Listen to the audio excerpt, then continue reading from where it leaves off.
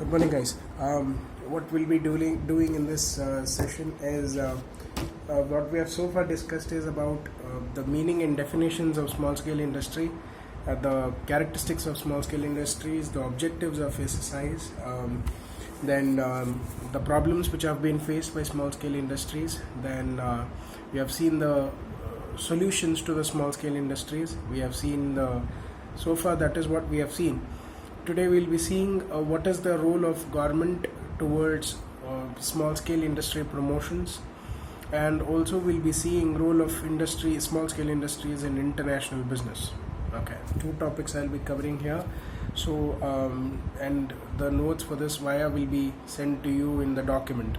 So let's start with this. So there are 5 to 6 points in role of government in promoting small scale industries. The first point here is economic development programs. So government is striving, irrespective of state government or the central governments, they always tend to keep the country's economic part growing. It should grow not only from large scale industries, but it should all see that it goes from small scale industries as well. Significant part of revenue should be generated from small organizations also. So what government are doing right now to promote them is give them train on the entrepreneurs, local entrepreneurs who are budding entrepreneurs who are showing interest to create a new business ideas, who are showing interest to develop new business skills, who are ready to bear the profits and loss in the initial stage, losses especially. So they are going to train the best by providing best facilities to them in the rural areas as well as in the urban areas, to come up with more on local entrepreneurs, to provide decent amount of investment opportunities, such as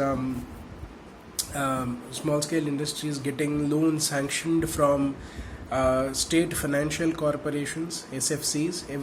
Every state and has one state financial corporations. Even our Hubli Dharwad city has one office of KSFC, that is near Gandhinagar. If you people go on the way to Hubli, KSFC, that is opposite to Ozone restaurant, and near before we take that bridge. Then to provide them with updated technologies, that is to give them the quotations and the plans for usage of what kind of technology to be utilized at what.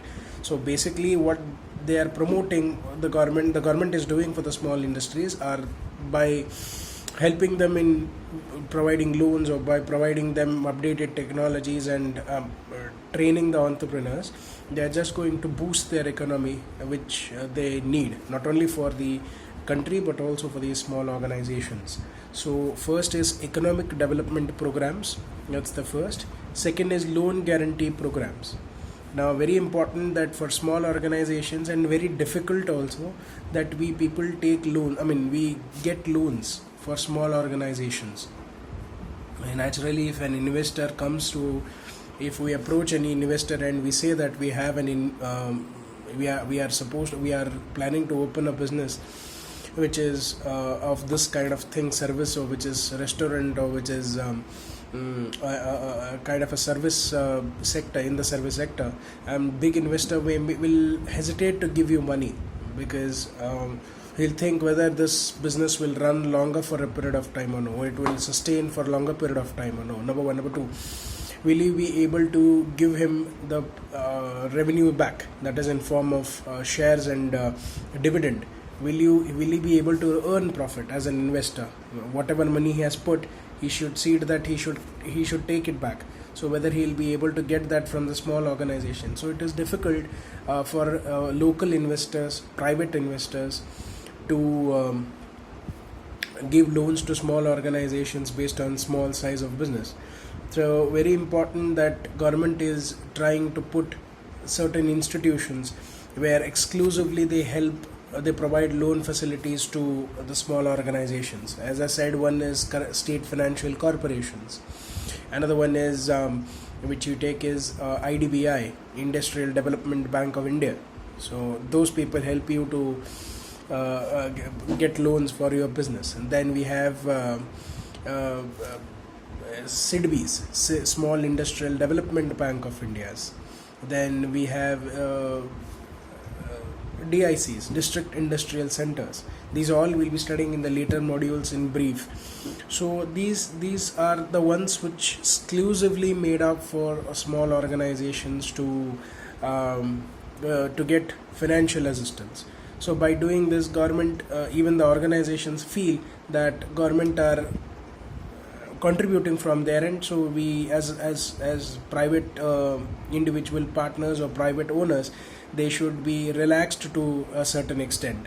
So loan guarantee programs, credit facilities are given today to those people, small organizations. Credit facilities also are given. So these are the things which government are planning to do. Government are giving you the opportunities to promote, say, maximum business and maximum opportunities to small organizations. Next is research and development. Now, very important again that in any business you take today, without doing thorough business, you can't run any organization. You can't come up with a successful product. Very important that before the launch of any product or before the plan of any project, it is very important that we do a thorough research on the expectations of the people, on the practicality of the project. Now, for example, if I talk about any automobile product will be launched or project has come up, I need to see whether the public is expecting any kind of product in future or what. If they're expecting those kind of products to come, then definitely your business plan might work out. Now, if they are not expecting, there is no interest among the public, you better need to change your project or plan.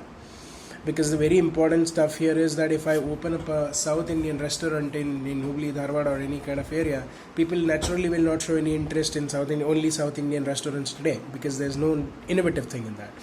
If I bring anything different in that, different varieties of South Indian varieties, different types, different cuisines of South Indians, probably that project might work because there will be new expectations amongst public. So similarly, CCDV people know today, Friends Cafe we know today, Dopes we know today, Seven Beans we know today. If Starbucks comes naturally, Starbucks will have a different opinion in the eyes of public, because that is the one which is not people are expecting to come to you. So naturally the sales, the project will get a short hit in our cities, because Starbucks is what people are expecting to reach out to them very soon. So that is where your research has to be done on the products before you launch, whether there is any expectations from the public or no. If there is no expectations, then it's better you change your business plans. Development, and once it has been developed, once it has been confirmed that the project is going to go ahead, you need to work, you need to develop always. Can't stay at after launching one product, you need to bring creative things in your products always. You can't stay stagnant. You can't keep a product without its development. Now, why Maruti 800 lost its sales after ruling so many days? Because they didn't bring any development into that. The same goes with Alto, same goes with Maruti Omni. So they never brought in the development, expansion of next one.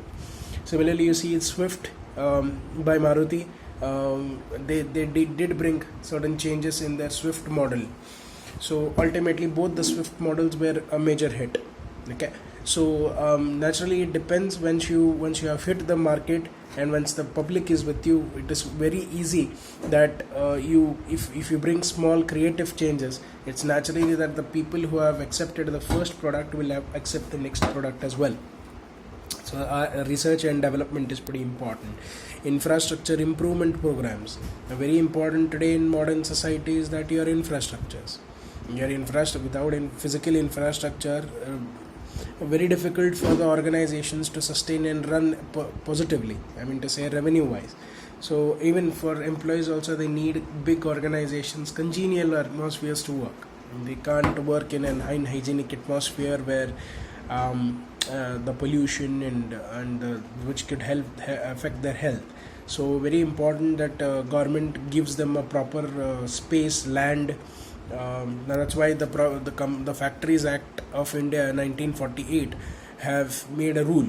If you are opening up any manufacturing company, it has to be located outside the city skirts.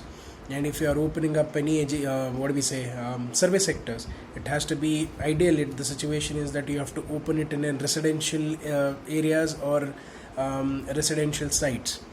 And you see so many residential outlets are coming in Hubli, Dharwad. More than independent houses, you see flats coming up, because people are today, the modern society is such that staying in an apartment looks branded rather than staying in an independent house. You see Mumbai is the best example, Bangalore now, your Hubli, Belgaum, Dharwad are becoming rather than concentrating on independent, they have come on flats. So it depends on how do you stay, how do people want. So infrastructure has to look posh, has to look branded, luxurious, probably money wise also. Independent might might cost you more than sometimes than flats. Probably the nuclear families fit flats better than in independent houses. So all those, forget about the houses and all. We're talking about the organizations also, where infrastructure scope has to be given a lot. So that's why government are for funding lands at a very less cost. Now there was a bill which was recently been put, and protest also was done on that any agricultural land can be bought by any common man today. So farmers had protested that how can this be done to us, irrespective of what size, what sector they come into, they can immediately pay how much the land costs and they can get it.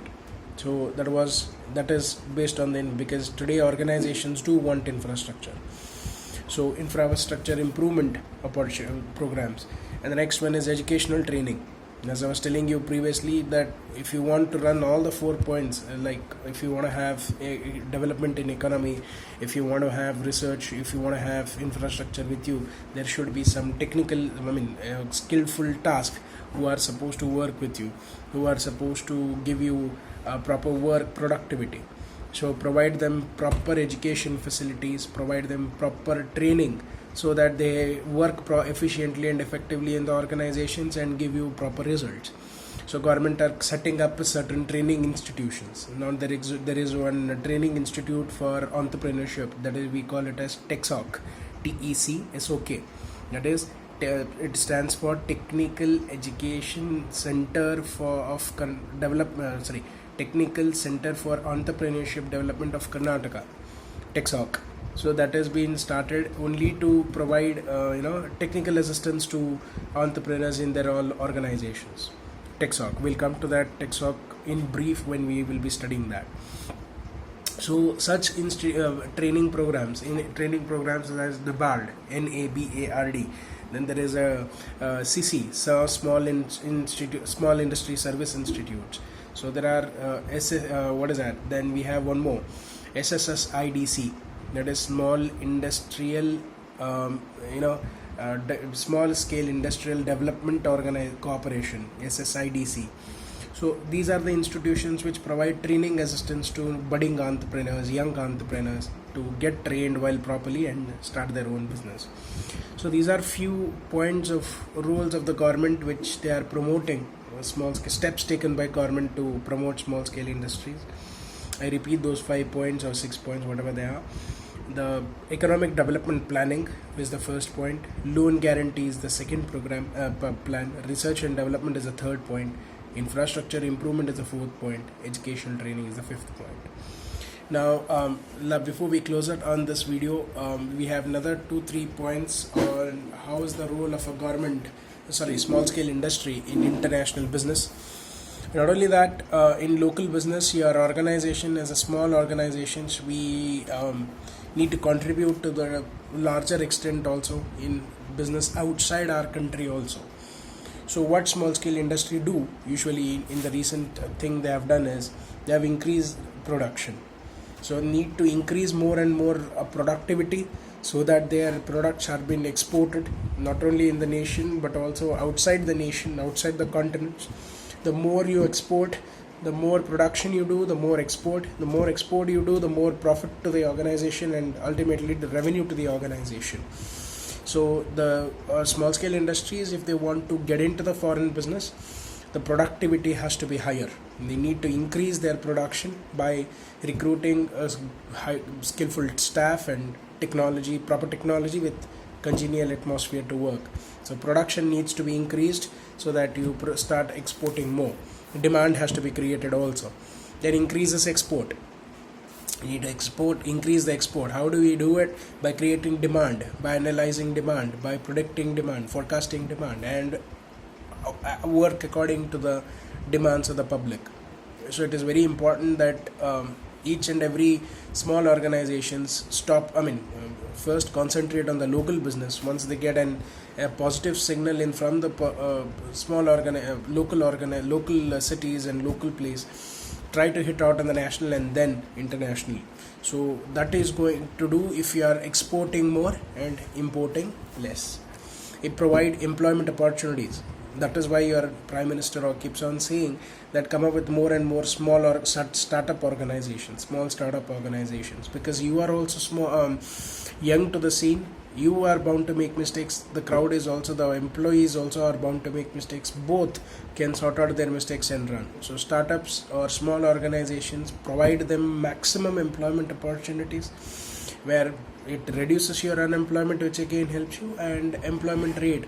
The more motivation you give to the people, the more productivity they show. The more hard work they do, and the more hard work they do, the more results they yield you, and for that, then provide the new opportunities. Always give the business new opportunities.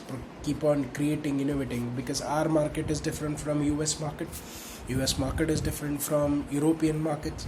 European markets again different from other countries' markets as well. So you need to keep on developing new products. The products which are running in India, don't think so they will be running that much in other country.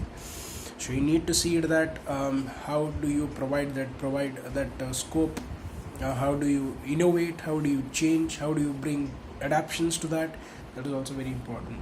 And advances welfare. That is basically if you do the following things, I think probably organization gives you that welfare facilities, like following of the norms and providing security to the people, security to the regarding to the products. Basically you can omit that point also. So these 4 points which are there as a role of SSI in international business. First is it has to increase its production. Second, it has to see that the export has been increased. Third is that provide more and more employment opportunities. Fourth one is try to give new opportunities for the business so that they expand over there. So this complete couple of subtopics which we have covered, we have almost come to an end of the first chapter. One more subtopic is remaining, which I'll be doing it in the next time.